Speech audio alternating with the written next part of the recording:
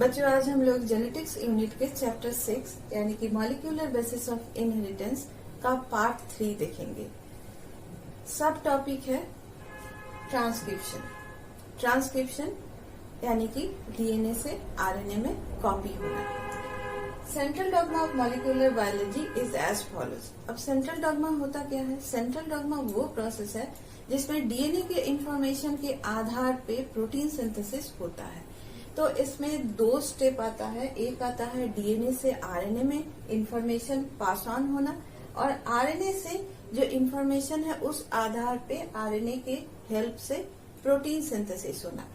तो डीएनए से जो आरएनए का कॉपी बनता है उसको हम लोग कहते हैं ट्रांसक्रिप्शन, और आरएनए से प्रोटीन बनने के प्रोसेस को हम लोग नाम देते हैं ट्रांसलेशन। डीएनए से आरएनए में जो इंफॉर्मेशन का कॉपी बन रहा है, ये इसमें एक एंजाइम हेल्प कर रहा है। वो एंजाइम है आरएनए पॉलीमरेज एंजाइम। इसके अलावा डीएनए से जब आरएनए कॉपी होता है उस समय कम्प्लीमेंट्री पेयर का जो रूल है वो भी फॉलो होता है। यानी डीएनए में जो नाइट्रोजनस बेस है उसका कम्प्लीमेंट्री बेस जो है वो आरएनए पे बनता है। सिर्फ एडिनोसाइन के बदले यूरेसिल बनता है क्योंकि आरएनए के पास थायमिन नहीं है। तो इस तरह से हम देख रहे हैं कि ट्रांसक्रिप्शन हो रहा है। अब हम लोग देख रहे हैं ट्रांसक्रिप्शन यूनिट। ट्रांसक्रिप्शन यूनिट में 3 पार्ट होते हैं: promoter, structural gene and terminator. यानी ट्रांसक्रिप्शन जिस पार्ट में हो रहा है उस डीएनए के टुकड़े को हम लोग 3 पार्ट उसमें देख रहे हैं। पहला पार्ट जिसे हम कह रहे हैं प्रोमोटर, बीच में आ जा रहा है स्ट्रक्चरल जीन, और लास्ट में आ जा रहा है हमारा टर्मिनेटर। प्रोमोटर वो जगह है जहाँ पे आरएनए पॉलीमरेज एंजाइम जो है वो आके अटैच होता है और ट्रांसक्रिप्शन का जो प्रोसेस है वो शुरू होता है। और ट्रांसक्रिप्शन ये स्ट्रक्चरल जीन जो है, ये स्ट्रक्चरल जीन का कॉपी बनता है आरएनए में। फिर जहाँ तक ये पहुँचता है हमारा टर्मिनेटर तक पहुँचता है, तो टर्मिनेटर में पहुँच के हमारा ये आरएनए का डीएनए का जो कॉपी आरएनए बन रहा था वो प्रोसेस जो है वो रुकता है। तो प्रोमोटर से शुरू होता है, टर्मिनेटर पे खत्म होता है। कॉपी किसका बनता है? स्ट्रक्चरल जीन का। डीएनए का 2 स्ट्रैंड हम देख पा रहे हैं।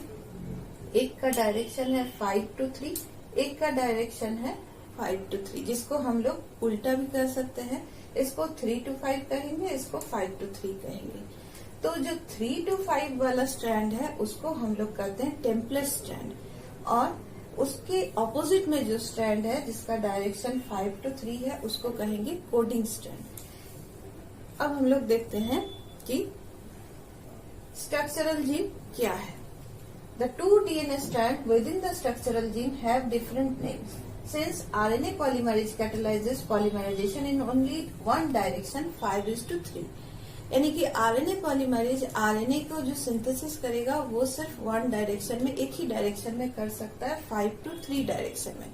ऐसे में एक कम्प्लीमेंट्री बन रहा है डीएनए का, तो टेम्पलेट स्ट्रैंड का डायरेक्शन क्या होना चाहिए? 5 to 3 का टेम्पलेट का क्या होगा डायरेक्शन? 3 to 5। तभी जो है आरएनए 5 to 3 उसके सामने बन पाएगा क्योंकि कम्प्लीमेंट्री स्ट्रैंड है।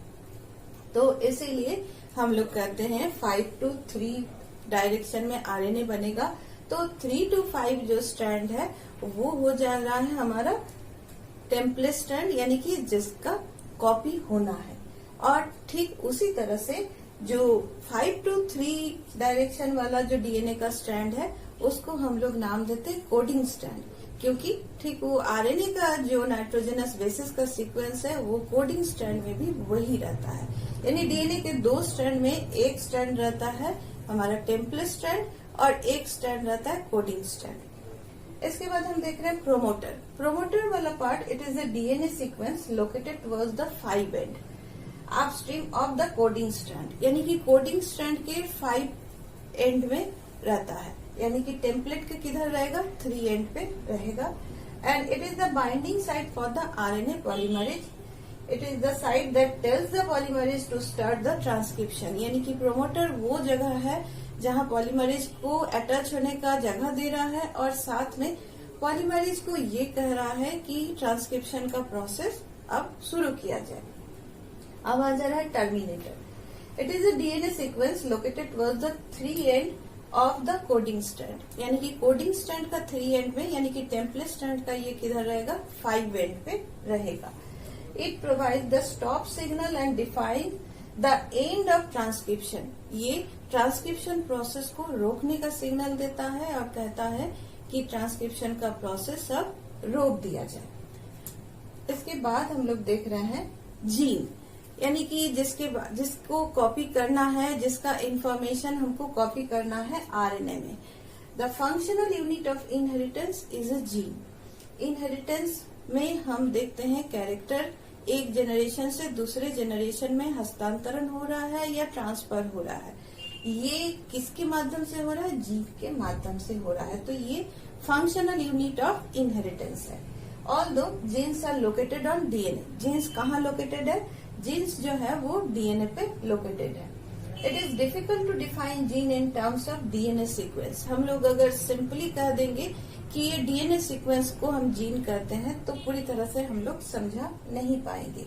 ए DNA sequence that codes for tRNA, transfer RNA और rRNA is also a gene. तो अगर वो एमआरएनए बना रहा है, टीआरएनए बना रहा है या आरआरएनए बना रहा है, इसको भी हम लोग क्या कहेंगे, जीन ही कहेंगे। A cistron is a segment of DNA that codes for a polypeptide. Polypeptide क्या है, एमिनो एसिड का चेन है, जिसे हम पॉलीपेप्टाइड चेन भी कहते हैं। तो या एमिनो एसिड का बहुलक भी कह सकते हैं।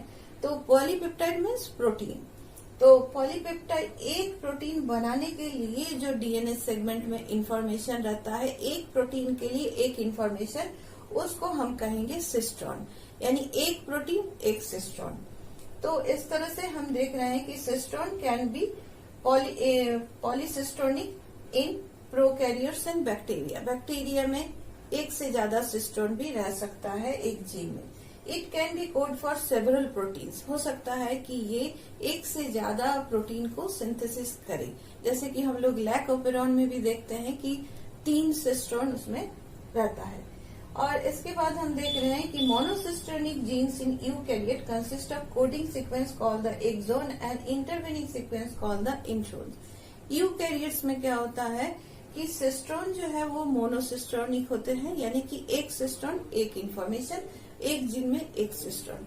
और ऐसे में अलग अलग सिस्ट्रॉन के बीच में कुछ नॉन कोडिंग पार्ट रहता है। जो कोडिंग पार्ट रहता है उसको हम लोग कहते हैं एक्सॉन, और नॉन कोडिंग पार्ट यानी कि जो कोई भी प्रोटीन सिंथेसिस में हेल्प नहीं कर रहा है, उस पार्ट को हम कहते हैं इंट्रॉन्स।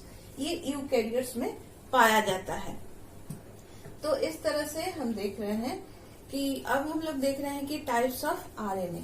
आरएनए में हम देख रहे हैं there are 3 major types of RNA.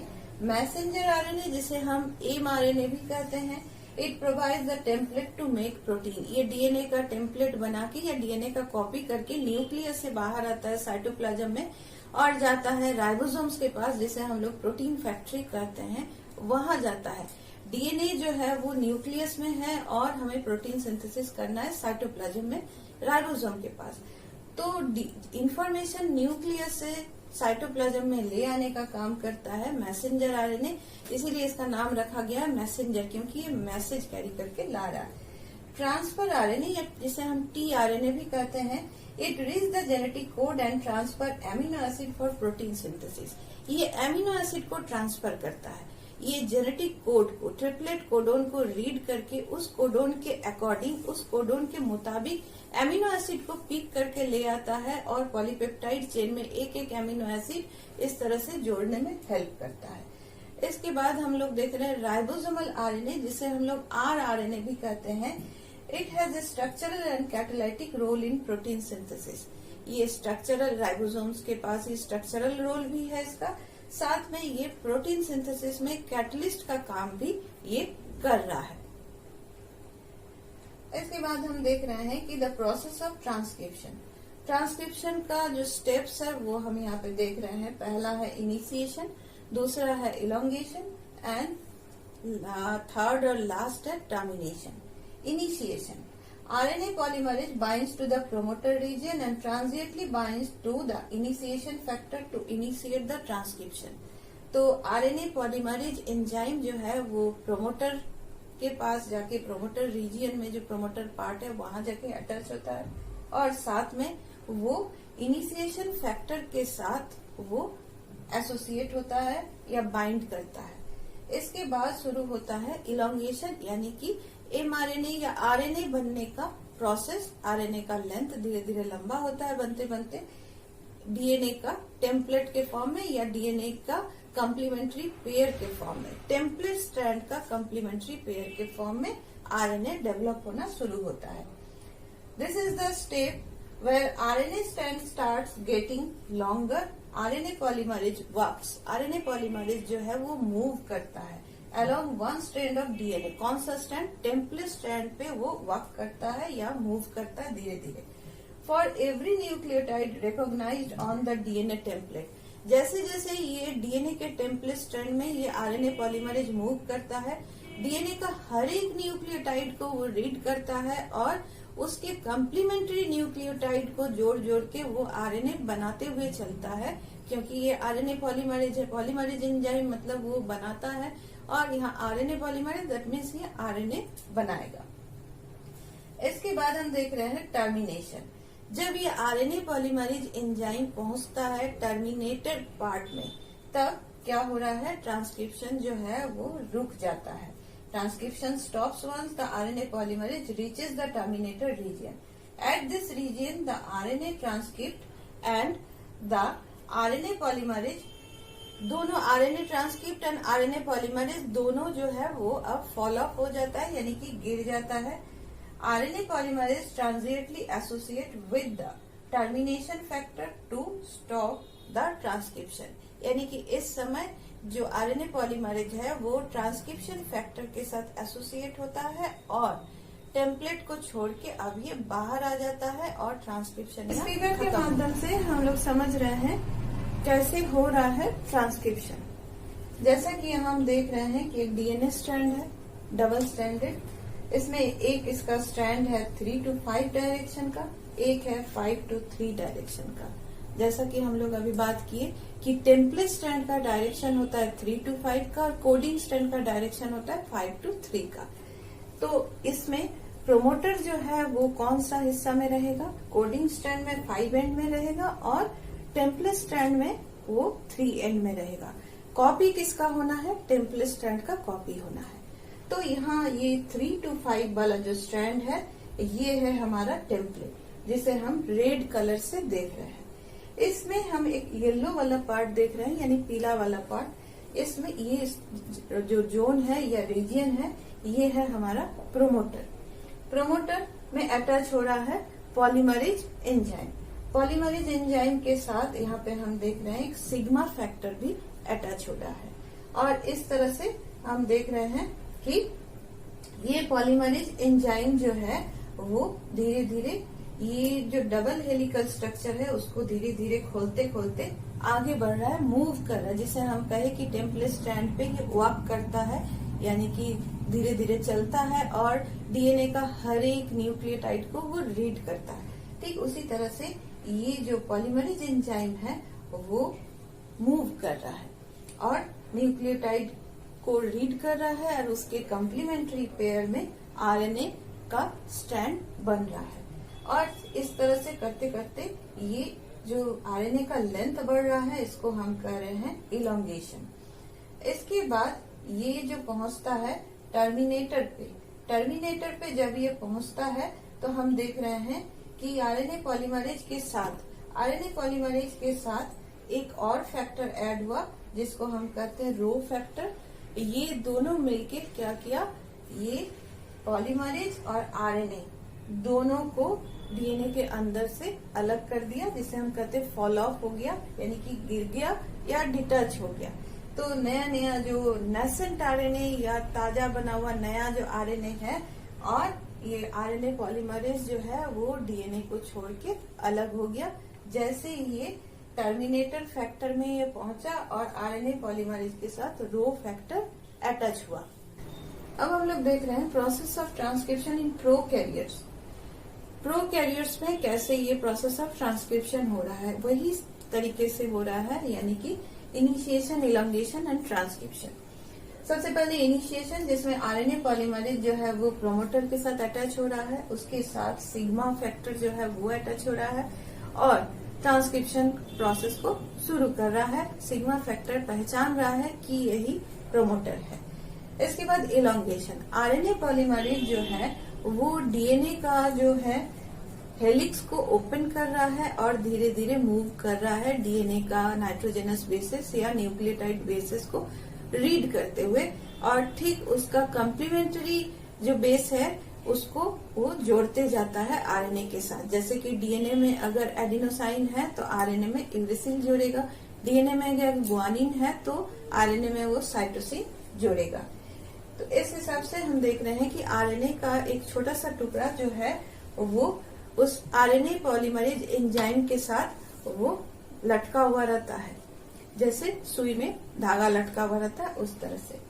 इसके बाद इलॉन्गेशन होके जितना उसको लेंथ पहुंचना था उतना होता है। उसके बाद टर्मिनेशन, टर्मिनेशन जब टर्मिनेटर में पहुंचता है पॉलीमरेज एंजाइम तो वो क्या होता है, रो फैक्टर के साथ अटैच होता है। रो फैक्टर के साथ अटैच होने के बाद वो समझ जाता है कि यहाँ पे हमारा ट्रांसक्रिप्शन प्रोसेस खत्म हो रहा है, और रो फैक्टर के साथ अटैच होने के बाद जो नया नया बना हुआ आरएनए है और पॉलीमरेज एंजाइम दोनों डीएनए को छोड़ देता है, वो नीचे गिर जाता है।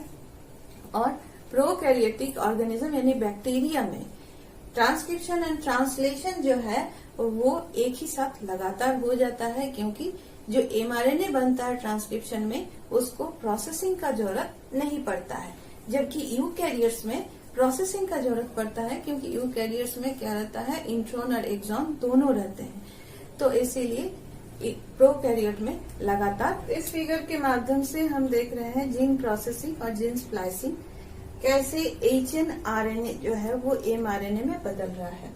जैसे कि हम यहाँ देख रहे हैं आरएनए पॉलीमरेज एंजाइम जो है वो पहुंचा टर्मिनेटर में, जहां उसके साथ रो फैक्टर अटैच हुआ और ये आया हमारा आरएनए जो नेसेंट आरएनए बोल रहे हैं, क्योंकि ये 3 to 5 डीएनए का ये कर रहा था, कम्प्लीमेंट्री पेयर बना रहा था, कम्प्लीमेंट्री स्टैंड बना रहा था, तो इसलिए जो आरएनए बना इसका डायरेक्शन हुआ 5 to 3।